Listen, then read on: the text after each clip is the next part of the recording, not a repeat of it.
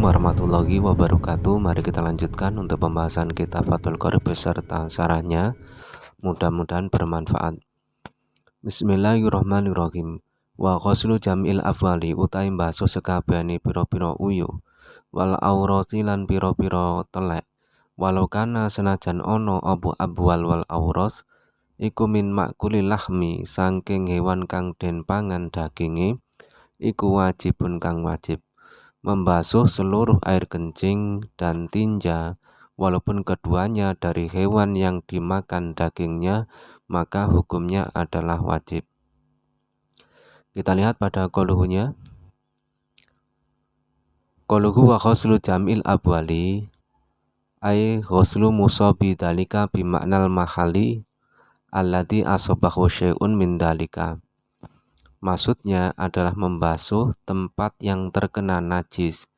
Fahuwa ala takdiril mudhof, maka ini berarti mengira-ngirakan mudhof. Li'anna nafsal abwali wal aurasi la tugsalu, karena air kencing dan tinja itu sendiri tidak dibasuh. Wa inama yuksalu musabuha, dan yang dibasuh ini adalah tempat yang terkena najisnya. Sawa'an kana sauban au badanan au ghairuhuma, baik yang terkena najis itu adalah baju, badan, ataupun selain dari keduanya. Qalu walau kana min ma'kuli lahmi ghayatan diroti alal imami Malik al-qail bi anna ma'ukila lahmuhu fa bauluhu wa rizuhu tahirani.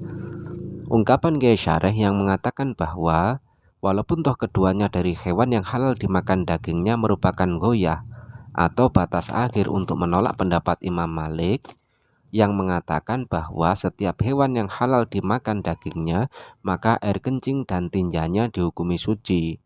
Berarti kalau Imam Malik itu pendapatnya, tiap hewan yang halal dimakan dagingnya, air kencing dan tinjanya ini suci. Berarti kotoran ayam, kemudian air kencing sapi, kambing, ini hukumnya suci menurut Imam Malik. Bahkan al-aula ayakula walau kanat min ma'kuli lahmi li'anakulan minal abwali wal aurasi jam'un. Yang lebih utama mestinya Kiai Musonef mengatakan walau kanat, bukan walau kana dengan sigot tasniyah. Kenapa? Karena setiap satu dari lafadz al-abwal dan al-auros ini merupakan lafadz jamak. Lakinna syarihu ja'alal abwala kisman wal aurosa kisman fatasniyatu bi'tibari qaniha kismaini. Akan tetapi Kiai Syareh ini menjadikan kata al-abwal satu bagian, kemudian al-auros satu bagian, sehingga pentasnian yang ada ini dengan mempertimbangkan bahwa totalnya ini ada dua pembagian seperti itu. Qalu wajibun la fauron ilam yaksi bitanjis. Tadi sudah dikatakan bahwa membasuh seluruh air kencing dan tinja ini hukumnya wajib, namun tidak harus bersegera. Dengan catatan kenajisan tersebut ini tidak berasal dari unsur kemaksiatan. Contohnya yang bukan maksiat ka'an asobahu bila qasdin, seperti adanya najis tersebut mengenai pada dirinya tanpa ada unsur kesengajaan. Walau min mugholatin, walaupun toh najisnya ini berbentuk najis mugholadoh. Khilafan li Zarkasi, berbeda dengan pendapat Imam Zarkasi yang mengatakan bahwa kalau najisnya mugholadoh maka harus segera disucikan. Aminahwi fastin, atau berasal dari semisal darah bekam. Awat imustahadotin, atau darah menjima istri yang istihadoh. Walau fi hali jiriyani dami, walaupun toh itu dilakukan tatkala mengalirnya darah. Aula bisa sauban mutanajisan fa'ari kofihi, atau dia memakai baju yang mutanajis, artinya baju yang terkena najis kemudian dia berkeringat, maka otomatis tubuhnya ini akan menjadi mutanajis pula. Falayajibu ghuslu dalika fauron, maka tidak wajib untuk membasuh najis tersebut dengan segera. Bal inda irodati nahwi sholati, akan tetapi kewajiban membasuh najis tersebut ini tatkala dia akan melaksanakan semisal sholat. Wayatadayyaku bidoikil wakti, dan kewajiban untuk membasuh najis tersebut ini akan menjadi sempit ketika waktu sholat ini telah sempit. Fa'in asobi tanjis, jikalau kenajisannya ini berasal dari sebuah kemaksiatan, contohnya ka'an latoha al-mukallafu badanahu bin najasah bila hajatin, seperti adanya orang mukallaf ini melumuri badannya dengan najis dengan tanpa hajat, kama yaf'aluhu ba'dul awam, seperti yang dilakukan oleh sebagian orang awam, khasyal tikhuna abdanakum bidamitu khaya wajabah khosluhu fauron, seperti yang dilakukan oleh sebagian orang awam yang melumuri badannya dengan darah kurban, maka wajib untuk membasuhnya seketika. Khurujan minal maksiat, untuk keluar dari kemaksiatan. Bikhilafil ghusli minal janabah, ini berbeda kasus dengan mandi dari junub. Fa innahu la yajibu fauron wa in asobil janabah. Maka orang yang mandi dari junub ini tidak wajib untuk harus segera dilakukan, walaupun toh janabahnya ini berasal dari sebuah kemaksiatan. Ka'an khasolat al janabatu min zina, seperti adanya janabah ini berasal dari sebuah zina. Wal farqu bainahuma intihaul maksiati fil janabah, perbedaan di antara keduanya bahwa kemaksiatan di dalam masalah janabah ini telah berakhir. Li'anal maksiata hasolat minazina wa qadin qadha, karena kemaksiatan dari janabah itu berasal dari zina dan zinanya ini telah berakhir. Bikhilafi tadammuhu binajasati li'annahu madama mutadammikan binajasah fahuwa fi maksiatin. Berbeda dengan orang yang melumuri diri dengan najis, karena selama dirinya itu masih berlumuran najis, maka dia masih berada di dalam kemaksiatan. Ini perbedaan antara orang junub sebab maksiat dan orang yang terkena najis sebab maksiat. Kalau orang yang junub sebab maksiat ini tidak harus segera mandi karena kemaksiatannya telah berakhir dengan berakhirnya zina. Berbeda dengan orang yang melumuri dirinya dengan najis, ini belum berakhir kalau memang najisnya belum dibersihkan. Kita lanjutkan fathul qaribnya. Wa kaifiyatu ghuslin najasati, utai pertingkai mbasuh najis ingkanat lamun ono apa najasah iku musyahadatan kang den tingali bil aini kelawan meripat. Wa hiya utawi musyahadatan bil ain iku al musammatu kang den arani bil ainiyati kelawan najis ainiyah. Iku takunu ono opo kaifiyah iku bizawali ainiha kelawan ngilangi kahanane najasa wa muhawalati zawali ausofiha lan nandangi ngilangi piro-piro sifati najasa. Mintuk min sangking rasa au launin utawa werna au rihin utawa ambu. Adapun tata cara untuk membasuh najis adalah jika najis tersebut dapat dilihat oleh mata dan ini dinamakan dengan najis ainiyah, maka caranya adalah dengan menghilangkan bentuk najisnya dan mengupayakan hilangnya sifat-sifat najis tersebut, baik dari rasa, warna, ataupun baunya. Qalu ingkanat musyahadatan bil aini uturido bi ana sawabahu ingkanat mahsyusatan liyasmula allati laha tu'mun au launun au rihun. Ungkapan ke musonef bahwa ketika adanya najis tersebut dapat dilihat mata, ini ditentang. Karena mestinya yang benar adalah ungkapan ingkanat mahsyusatan, jika najisnya tersebut ini dapat dipanca indera. Liyasmula allati laha tu'mun au launun au rihun, agar ungkapan ke musonef tersebut ini dapat mencakup terhadap rasa, warna, dan bau. Karena seperti yang sudah kita maklumi, namanya rasa ini tidak bisa dilihat oleh mata. Wa ujiba bi anal murata bi kauniha musyahadatan bil aini kaunuha mahsusatan bil khasati. Kemudian sanggahan tersebut dijawab bahwa yang dikehendaki oleh Kiai Musonef dengan ungkapan beliau musyahadatan bil ain ini maksudnya adalah dapat dirasakan oleh panca indera. Buktinya apa? Bidalili muqabalatiha bil hukmiyah, dengan dasar perbandingan ungkapan musyahadatan bil ain adalah ungkapan bil hukmiyah, yakni najis hukmiyah. Jadi perbandingan dari ainiyah ini adalah hukmiyah. Berarti kalau perbandingannya adalah hukmiyah, maksud dapat dilihat mata ini adalah dapat dirasakan oleh panca indera, seperti itu. Qalu wahiya al musammatu bil ainiyah wa dhabituha ayyakuna laha jirmun au tu'mun au launun au rihun kama maro. Batasan dari najis ainiyah adalah bahwa najis tersebut ini memiliki bentuk, rasa, warna, dan bau. Jadi kalau ainiyah ini syaratnya harus ada bentuknya, ada rasanya, ada bau dan warnanya. Qalu wa muhawalatu zawali ausofiha mu'alajatu zawali ausofiha. Tadi sudah dikatakan bahwa cara membasuh najis ainiyah adalah pertama dengan menghilangkan bentuknya. Kemudian kedua adalah usaha untuk menghilangkan sifat-sifatnya. Walau binahwi asnanin au sabunin, walaupun toh harus dengan menggunakan asnan ataupun sabun. Asnan itu ya semacam tumbuhan. Fayajibu intawaqafa zawalul asari alaihi haisukana yasiron. Maka wajib hukumnya menggunakan asnan ataupun sabun kalau memang bekasnya najis ini bisa hilang dengan menggunakan dua barang tersebut. Haisukana yasiron, kalau memang dalam jumlah yang sedikit. Kalau umpama najis itu bisa hilang tapi dengan menggunakan sabun dengan jumlah yang banyak, ini hukumnya tidak wajib. Bisarti kaunihi fadilan amma yu'tabaru fil fitrah. Dengan syarat adanya harta yang digunakan untuk membeli sabun tersebut, ini harus merupakan kelebihan dari harta yang dipertimbangkan di dalam permasalahan zakat fitrah. Di dalam zakat fitrah itu kan orang wajib zakat apabila telah memiliki kelebihan dari harta yang digunakan untuk dirinya, kemudian keluarganya, kemudian terhadap tempat tinggalnya, kemudian pakaiannya, maka sisanya ini wajib untuk dizakatkan fitrah.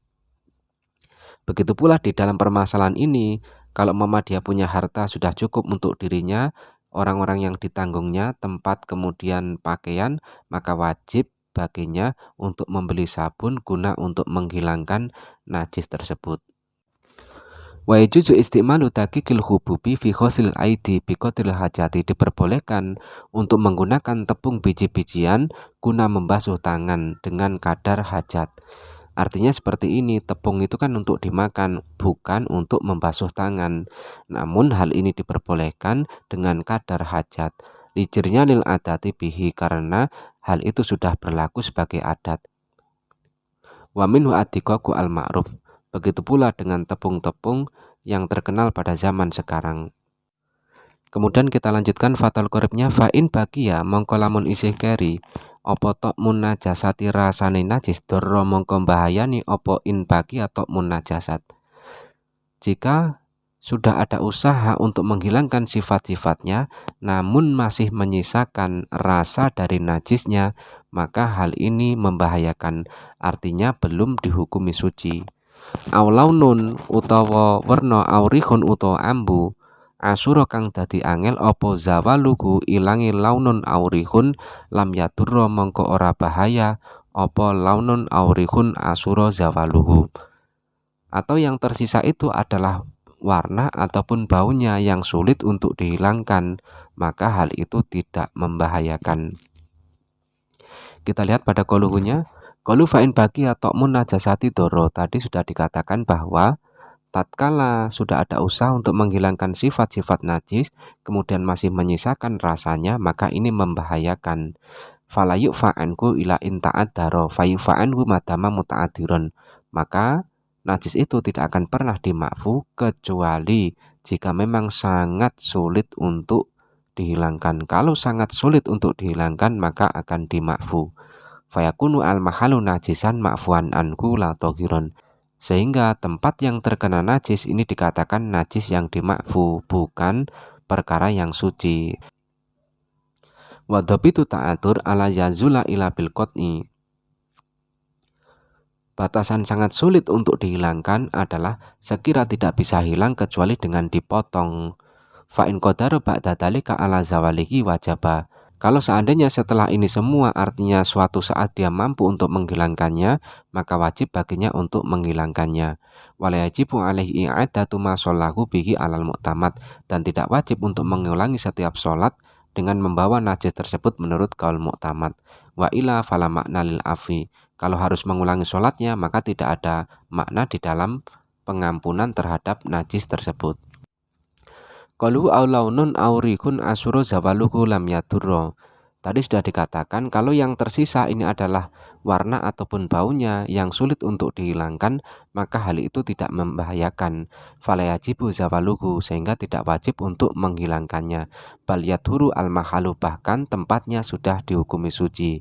Wa dhabitu ta'asur ala yazula bil hati bil ma'i salasa marotin. Batasan ta'asur atau sulit adalah sekira tidak hilang dengan dikerik menggunakan air 3 kali. Famata hattahu bil ma'i salasan lam yazula toharo al mahalu.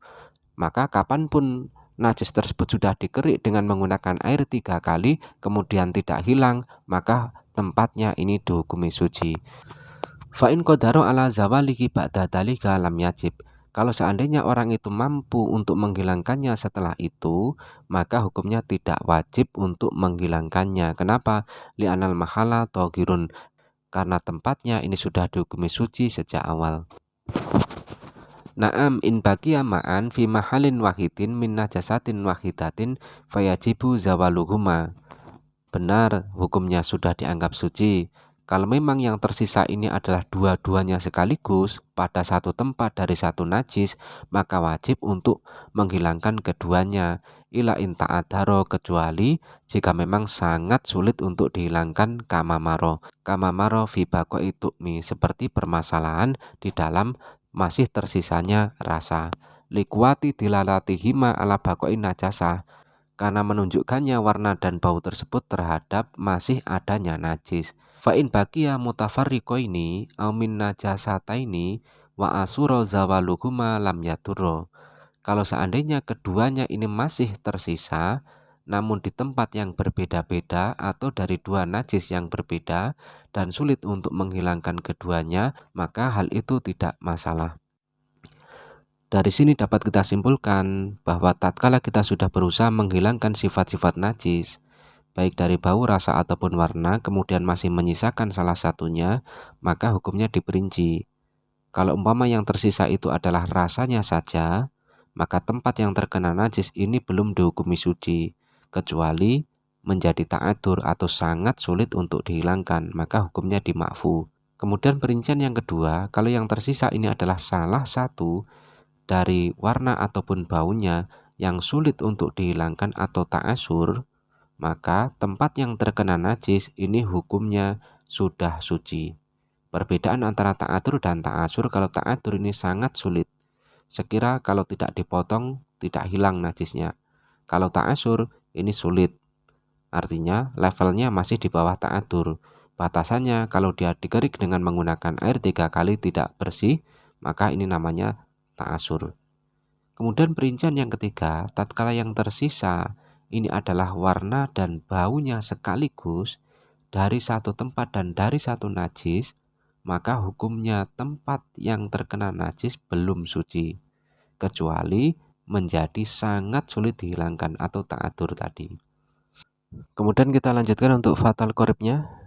Wa ingkanat lan namun ono apa najasatu najis iku ghairu musyahadatin kang ora den tingali, wagi utawi ghairu musyahadah iku al musamatu kang den arani bil hukmiyati kelawan najis hukmiyah.